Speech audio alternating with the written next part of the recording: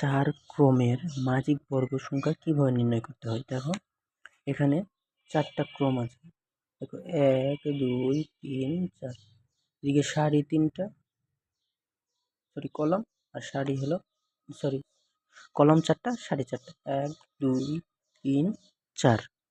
তাহলে উভয় দিকে কয়টা করে আছে? চারটা চারটা, মানে 16টা ঘর অলরেডি যুক্ত আছে। এখন দেখো এই মাজিক বর্গ নির্ণয়ের মানে সূত্র অথবা তুমি কিভাবে নির্ণয় করবে। দেখো এখানে সিরিয়াল দেওয়া আছে। সিরিয়াল বলতে তুমি কিছুই বুঝতে পারবে না। দেখো এখানে 16 আছে আর এখানে 1 দেওয়া আছে।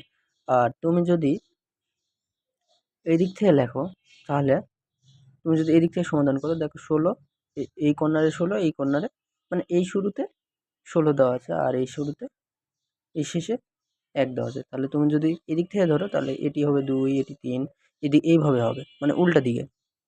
আর যদি এদিক থেকে ধরো তাহলে তোমাকে এখানে হবে 15, এখানে 14, এইভাবে করে লিখতে হবে। আর যদি এদিক থেকে ধরো তাহলে 16-র পরে মানে এই সিরিয়ালে যদি ধরো তাহলে লিখতে হবে 1, মনে মনে ধরতে হবে। এখানে 1 হবে, এখানে 2, মানে এই সিরিয়ালে গুনতে হবে 2, তারপরে কি 3, এটা কি 4, এটা কি 5, এটা 6 7 8, এটি 8, তারপর এখানে 9 10 11, এখানে কত হবে 12 13 14 আর এখানে 15। দেখো একটা সিরিয়াল হলো।